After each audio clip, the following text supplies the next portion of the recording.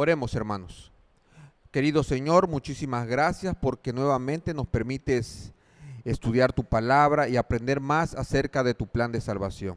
Bendice a las personas que están sintonizando este video y permite que sea de mucha bendición para sus vidas y que el Espíritu Santo haga un llamado a su corazón y puedan ser parte del pueblo de Dios. En el nombre de Jesús, amén. Hermanos, muy buenas noches. Bien, hoy tenemos la continuación del tema de ayer. Ayer estábamos nosotros hablando acerca de cómo obteníamos la inmortalidad y vimos que para que se nos pudiera ofrecer otra vez la inmortalidad, un sustituto perfecto tenía que venir. Ese sustituto perfecto era nuestro Señor Jesucristo, simbolizado en esa oveja perfecta, ¿sí? Y de esa manera Cristo cumple la ley a la perfección, muere por nosotros, resucita, dándonos la oportunidad de poder ahora en su sangre, con su muerte, justificarnos a cada uno de nosotros. Es la única forma en cómo nosotros podemos obtener otra vez la inmortalidad. ¿Cómo obtenemos entonces la justicia de Cristo?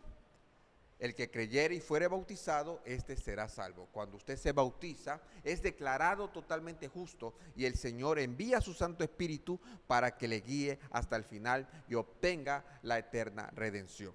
Ahora, la pregunta sería, ¿se puede perder la justicia de Cristo? O en pocas palabras, ¿se puede perder la salvación? Hay unos que dicen que no, que una vez salvo, siempre salvo.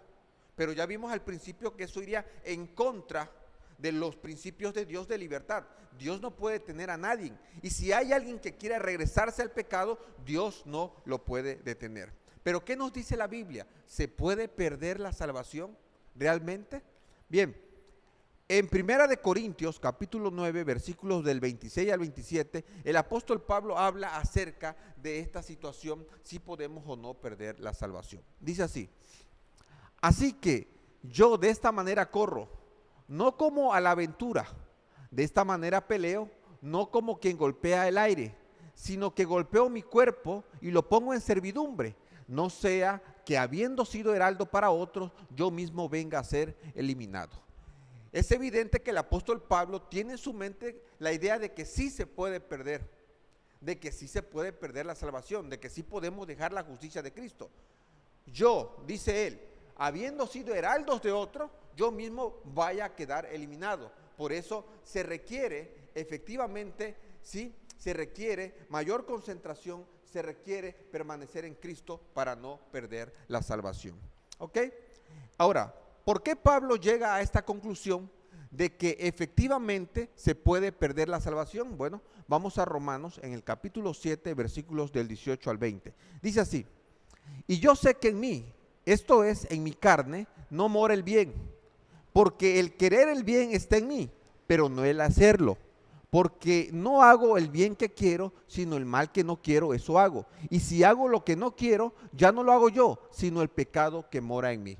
Para Pablo, ¿sí? Para Pablo, todavía uno, después de que se bautiza, después de que obtiene la justicia de Cristo, se puede perder por el simple hecho de que no somos perfectos totalmente, no hemos sido glorificados. O sea, hay una tendencia todavía en nosotros que tiende al pecado.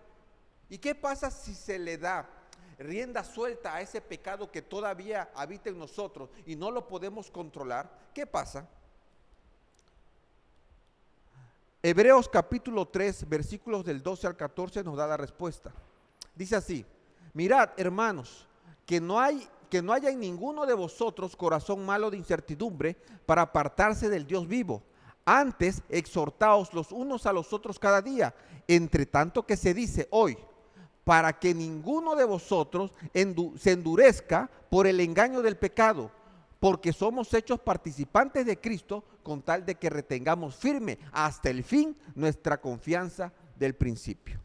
Pablo está diciendo que el pecado, si no se le controla, hermanos, y el pecado vuelve a triunfar en ti, y tú no lo dominas con el Santo Espíritu, el pecado te puede enfriar, el pecado te puede endurecer, de tal manera que te vuelve a alejar otra vez de Cristo y te saca de su justicia.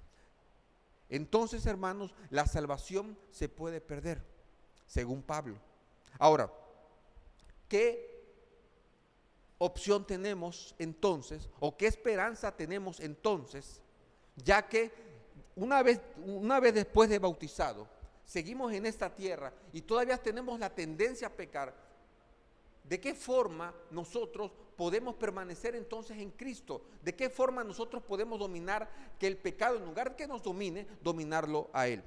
Bien, quiero llevarles a una enseñanza del santuario, que era clave, era una función del sacerdote, que precisamente es la clave para entender cómo es que Cristo hoy nos está ayudando en esa tarea contra el pecado y poder permanecer en Él hasta que Cristo venga. En Éxodo 20, 38 al 39 encontramos la obra del sacerdote en el lugar santo. La primera puerta, ¿sí?, y el primer departamento del santuario era el lugar santo. El sacerdote, después que se lavaba las manos, entraba con la sangre, ¿dónde? Al lugar santo.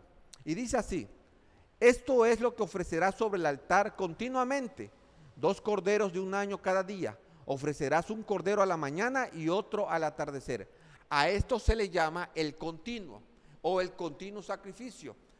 Tarde y mañana el sacerdote hacía una obra de expiación por los pecados del pueblo, o sea, una forma de gracia, por si algún elemento o integrante del pueblo pecaba por inadvertencia, por descuido, ¿sí?, el sacerdote todos los días, continuamente, tarde y mañana, ofrecía por esos pecados y el Señor los expiaba, el Señor los perdonaba, ¿sí? Ahora, noten esto, porque el pecador, ¿sí?, eso era una oportunidad, pero el pecador, si había cometido pecado, tenía luego que ir él y hacer el rito, matar un corderito por ese pecado que cometió. O sea, la labor del continuo era como un tiempo de gracia para que al pecador le diera oportunidad de llegar y confesar sus pecados. Ahora, esta obra de continuo que hacía el sacerdote en el lugar santo era clave, porque permitía al pueblo mantenerlo limpio, justificado, todos los días, porque esto se hacía todos los días. Todos los días. Si yo cometía pecado, mi representante era el sacerdote que estaba en el lugar santo y yo podía llevar mi cordero para que él intercediera por mí y mi pecado fuera perdonado y pudiera yo seguir siendo parte del pueblo. O sea, la limpieza del pueblo recaía precisamente en la obra del sacerdote. Por eso el continuo es el símbolo del continuo, una obra de justificación y preparación para el juicio. Porque después nosotros vamos a ver en el siguiente tema el día de la expiación, que es el día de juicio.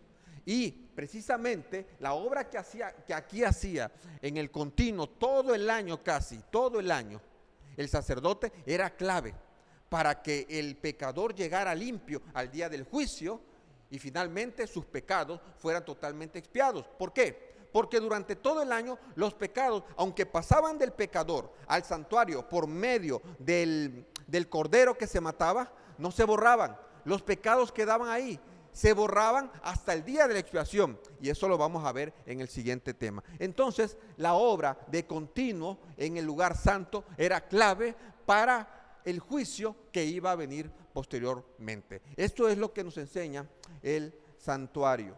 Ahora, Cristo está haciendo una obra similar. Recordemos que la pila de bronce y el lavamiento significaba, ¿qué cosa? El lavamiento, en la resurrección de Cristo. Cristo resucita y ahora Cristo va a entrar ¿en dónde? En el santuario celestial del cielo.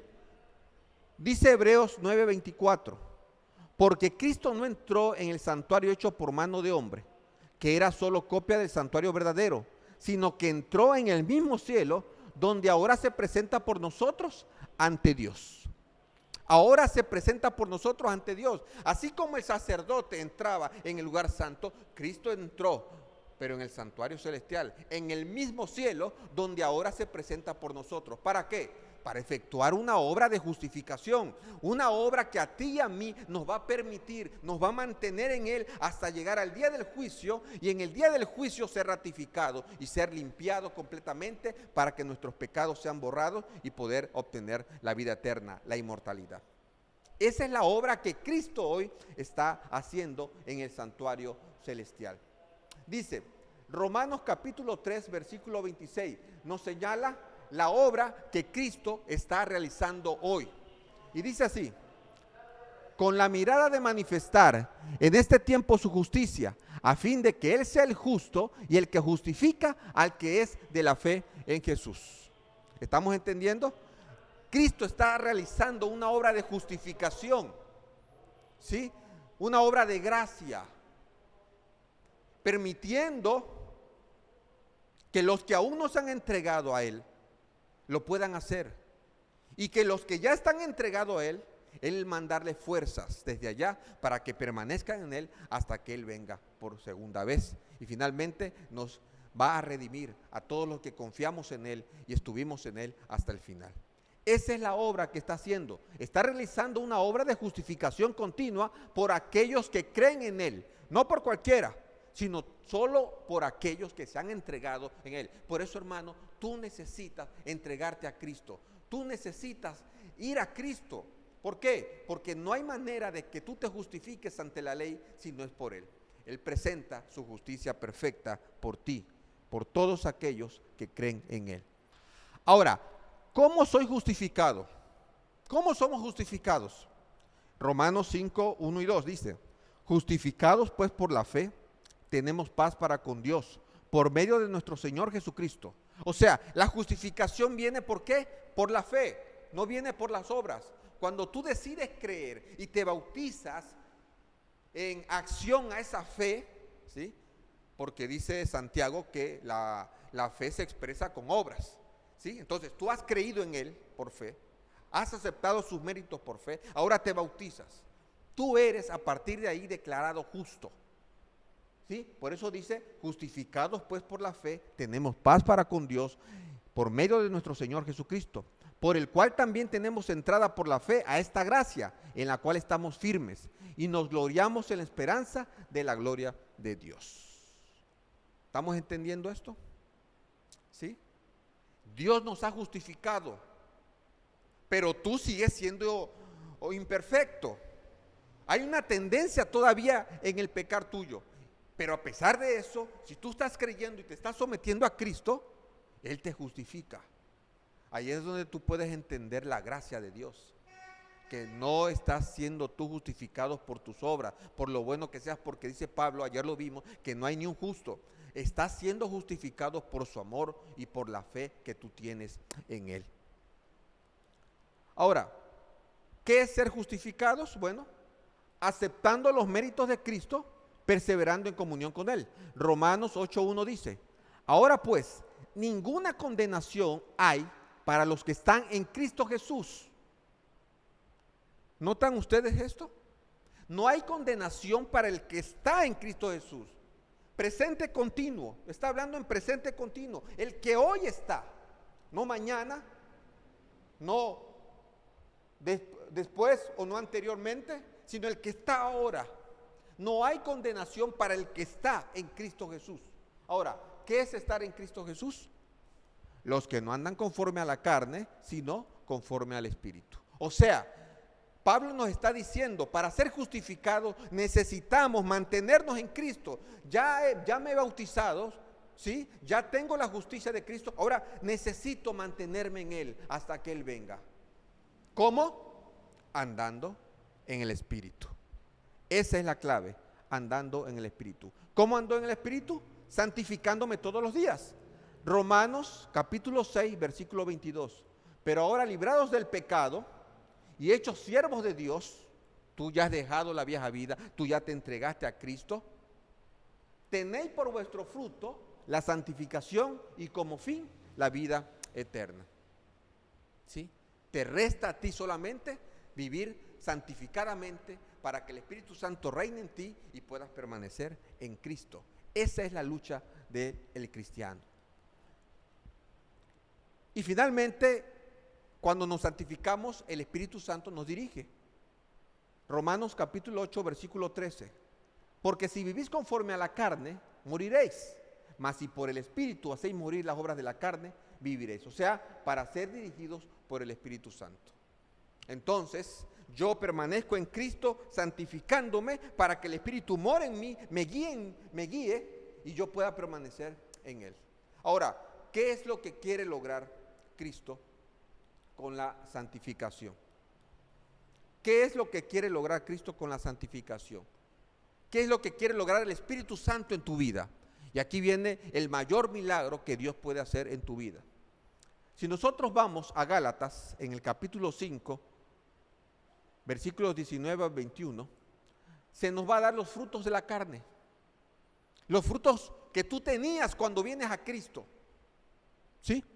Y dice así: y manifiestas son las obras de la carne, que son adulterio, fornicación, inmundicia, lascivia, idolatría, hechicerías, enemistades, pleitos, celos, iras, contiendas, disensiones, herejías, envidias, homicidios, borracheras, orgías y cosas semejantes a estas, acerca de las cuales os amonesto, como ya os lo he dicho antes, que los que practican tales cosas no van a heredar el reino de Dios. O sea, que si nosotros seguimos aquí, el Espíritu Santo no puede habitar y esto no va a heredar el reino de los cielos. Entonces la transformación viene ahí, porque necesitamos estar en Cristo. Pero si seguimos así, Cristo no puede habitar así. Tiene que haber una transformación y ahí entra el proceso de santificación y precisamente la obra del Espíritu Santo en tu vida cuando tú se lo permites. O sea que Cristo quiere que pasemos de esto, de los frutos de la carne a los frutos del Espíritu. ¿Cómo? Si vamos a Gálatas ahí mismo, en el capítulo 5, versículos 22 al 23, vamos a encontrar los frutos que Dios quiere reproducir en nuestra vida. Y dice así: mas el fruto del Espíritu es amor, gozo, paz, paciencia, benignidad, bondad, fe, mansedumbre, templanza. Contra tales cosas no hay ley. Esa es la obra que Cristo, después de que tú te bautizas, quiere hacer contigo. Producir estos frutos. Porque esto te va a ayudar a permanecer en Cristo. De tal manera que cuando llegues a la glorificación, tú puedas experimentar esa transformación total que es precisamente la perfección. Y la perfección te llevará a la vida eterna. ¿Sí? Entonces, esto es la obra del proceso de santificación. Como dice, el proceso de santificación te mantiene en Cristo y logra una transformación en tu vida. O sea, el proceso de santificación te hace feliz, porque los que tienen estos frutos son felices, hay paciencia, hay armonía, pero por falta de estos frutos, ¿sí? Existen estos frutos, en estos frutos no hay nada, hay soledad, hay amargura, hay pleitos y no puedes lograr nada con esto. Entonces, Cristo quiere que de esto cambies a esto, y eso es con la obra del Espíritu Santo. Ahora, ¿cómo lo va a lograr? ¿Cómo lo va a lograr Cristo en tu vida? ¿Cómo lo vamos a lograr? Bueno, si nosotros vamos a Levítico 24:2, había una función de los sacerdotes que tiene mucho significado en la obra de consagración y santificación. Dice así Levítico 24:2: manda a los hijos de Israel que traigan para el alumbrado aceite puro de olivas machacadas para hacer arder las lámparas continuamente. Cuando tú entrabas al santuario, de mano izquierda había un candelabro de 7 bracitos, pero ese candelabro siempre tenía que estar encendido, o sea, lámparas siempre encendidas, porque el santuario no tenía ventana y si no estaba encendido no se veía nada. Siempre debía estar continuamente las lámparas encendidas. Ahora, ¿qué simboliza esta acción del sacerdote poniendo aceite en las lámparas continuamente? ¿Qué simboliza? Samuel capítulo 16 versículo 13 nos dice: y Samuel tomó el cuerno del aceite y lo ungió en medio de sus hermanos, y desde aquel día en adelante el Espíritu de Jehová vino sobre David. Se levantó luego Samuel y se volvió a Ramá. Noten ustedes, el aceite es símbolo del Espíritu Santo, o sea, que cuando el sacerdote echaba continuamente es el símbolo cuando Cristo, nuestro sumo sacerdote, manda y envía constantemente el Espíritu Santo para que la iglesia siga caminando, para que el cristiano se siga fortaleciendo contra las acechanzas del enemigo, contra las tentaciones que lo quieren apartar. Cristo, hermano, ten la seguridad que si tú lo pides, Él estará enviando su Santo Espíritu que te va a guiar, que te va a fortalecer hasta que Él venga. Ahora, ¿cómo nosotros fortalecemos el Espíritu Santo? Había otro mueble a la entrada del lugar santo, pero ahora estaba en la mano derecha, ¿sí? Y esa era la mesa de los panes de la proposición. Eran 12 panes en dos filas, 6 de este lado y 6 de este lado, representando a las tribus de Israel, efectivamente. Ahora, esos panes estaban continuamente, nunca se debían de quitar, solamente se cambiaban los sábados, se renovaban, pero realmente esos panes siempre deberían estar ahí. ¿Qué significa la mesa de los panes de la proposición? Bueno, si nosotros vamos a Éxodo, en el capítulo 25, versículo 30, nos dice: y pondrás sobre la mesa el pan de la proposición delante de mí continuamente. Continuamente, pan continuamente. Ahora, ¿qué significa el pan en la palabra de Dios? Mateo capítulo 4, versículo 4.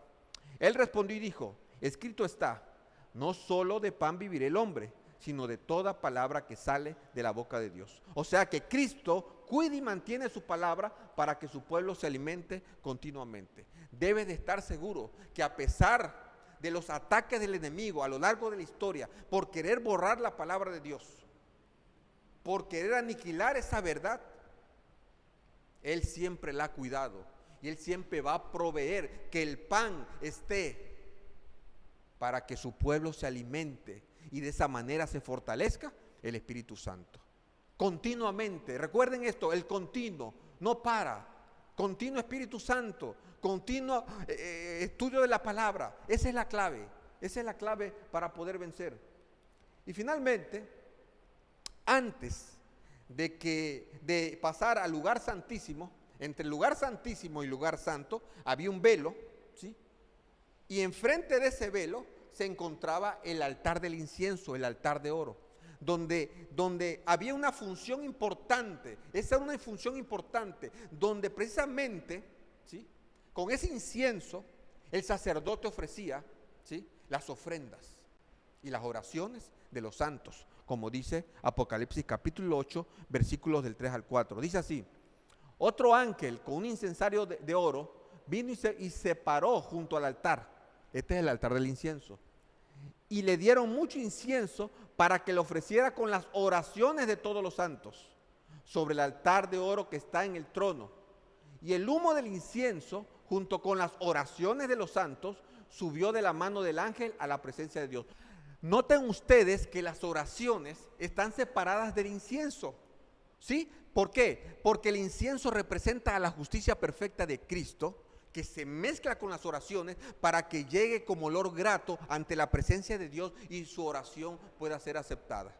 Ninguna oración llega directo, ninguna oración tuya ni mía llega directo, a no ser que Cristo las toma, las revuelve con su justicia perfecta y es como las presenta al Padre. Este es el simbolismo de las oraciones con el incienso, ¿sí? Como nuestro sumo sacerdote Cristo agarra las oraciones, las mezcla. Por eso las oraciones son continuas. Oración continua. Estudio de la palabra de Dios continuo. Para que el Espíritu Santo esté continuo y santificación continua y Cristo continuamente en tu vida. El continuo. Y esto es clave que el ser humano lo entienda. Porque es la forma en como nosotros, que aún seguimos aquí, podemos vivir y podemos hacer frente a las acechanzas del enemigo hasta llegar hasta el final de la redención. ¿Ok? Ahora, tenemos que entender también otra cosa, ¿sí? Que la cuestión está en mantenernos en Cristo, no en buscar la perfección, porque hay muchas personas que se concentran en buscar la perfección y terminan desanimados porque nunca la logran y se salen de la iglesia. No, todo lo que hacemos después que nos entregamos a Cristo y somos bautizados es para permanecer en Él, a fin de estar listos y justificados hasta verlo por segunda vez y pasar el juicio. No hay nadie que pueda pasar el juicio sin la justicia de Cristo. Luego entonces, yo no me voy a concentrar en ser perfecto. Yo me voy a concentrar en orar, en estudiar la palabra de Dios para santificarme y así que el Espíritu Santo radique en mí y ese Espíritu Santo me mantenga en Cristo hasta que yo pase el juicio, hasta que el juicio llegue a mí, precisamente cuando me toque y precisamente yo pueda pasar totalmente justificado por los méritos de Cristo Jesús. Es mantenernos en Cristo Jesús. Ahora, ¿qué pasa entonces con los 10 mandamientos? Juan 15:10. Si guardareis mis mandamientos, permaneceréis en mi amor, así como yo he guardado los mandamientos de mi Padre y permanezco en su amor. O sea, observar los mandamientos de Dios no te salva, pero te mantiene en Cristo tu Salvador. ¿Sí? Por aquello que puedas pensar que, bueno, ya los mandamientos están abolidos, si los mandamientos no me salvan. No, pero el cristiano, el que ya ha sido salvo por la justicia de Cristo y permanece en Él, los mandamientos le ayudan a seguir permaneciendo en Él. ¿Por qué? Tú no puedes estar en Cristo si andas robando. Tú no puedes estar en Cristo si andas fornicando. Tú no puedes estar en Cristo si andas adorando otros dioses. Y los mandamientos te dicen el camino. Te guardan los mandamientos cuando tú los respetas. Te guardan en Cristo. Y es también como dice Pablo, 1 Corintios capítulo 7, versículo 19. La circuncisión nada es, y la incircuncisión nada es, sino el guardar los mandamientos de Dios. ¿Qué nos queda cuando ya nos hemos bautizado, cuando ya nos hemos entregado y Cristo nos ha cubierto con su justicia perfecta? Guardar los mandamientos, respetarlos, no para salvarnos, sino para mantenernos en Él, porque finalmente ni siquiera los podemos cumplir perfectamente. Eso se rompió desde el paraíso. Pero sí, al observarlos, nos evita caer en pecado, nos evita separarnos y alejarnos de Dios. No podemos decir que los mandamientos no sirven, no podemos decir que los mandamientos ya quedaron abolidos, porque realmente tienen su función y necesitamos nosotros, a pesar de que ya somos justificados, seguir guardando los mandamientos de Dios. ¿Ok? Finalmente, hermanos, esta es la lucha del cristiano. Si nosotros hacemos esto, después que hemos sido bautizados, ¿sí? Porque todavía está la tendencia del pecado, podremos dominar el pecado con la ayuda de Cristo, con su Espíritu Santo, hasta llegar hasta el final. Y vamos a poder decir como el apóstol Pablo, 2 Timoteo 4, 7 y 8. He peleado la buena batalla, he acabado la carrera, he guardado la fe. Por lo demás, me está guardada la corona de justicia, la cual me dará el Señor, juez justo, en aquel día. Y no solo a mí, sino también a todos los que aman su venida. Mi deseo en esta noche es que tú que me estás viendo, querido amigo, si no te has entregado a Cristo, puedas hacerlo ya. Busca una iglesia adventista del séptimo día y que te bauticen en el nombre del Padre, del Hijo y del Espíritu Santo. Y se parte de ese reino, de ese pueblo que vivirá eternamente de acuerdo a la ley de nuestro Dios, que nunca faltará, que nunca pasará, sino que será vigente por toda la eternidad. Voy a orar por ti. Señor bendito, muchísimas gracias, porque sabemos que a pesar de que ya nos has justificado, cuando nos entregamos a ti, todavía desde tu santuario celestial mandas apoyo, mandas ayuda a tu Santo Espíritu, para que nosotros podamos vencer aquí en esta tierra, permanecer unidos a ti, porque tu palabra dice, yo soy la vid, vosotros los pámpanos, separados de mí nada podéis hacer. Por eso, Señor, necesitamos estar unidos a ti hasta que tú vengas, Padre bendito, y nos quites este cuerpo mortal y lo cambies por un cuerpo de inmortalidad. Pero hasta que eso llegue, tendremos que luchar aquí, Señor, y tu Santo Espíritu, Padre, es el que nos ayuda. Así que ayúdanos a fomentarlo en nuestra vida. Ayúdanos a limpiar la casa para que Él esté aquí con nosotros siempre y tu presencia esté en nosotros hasta que tú vengas, pasemos el juicio y podamos vivir por la eternidad contigo. Bendice a las personas que están tomando su decisión. Ayúdalas a tomar esa decisión. Llénalas de fe y que den ese paso y que sean lo mejor que hayan hecho en toda su vida, entregarse a ti. En el nombre de Cristo Jesús. Amén. Que el Señor te bendiga.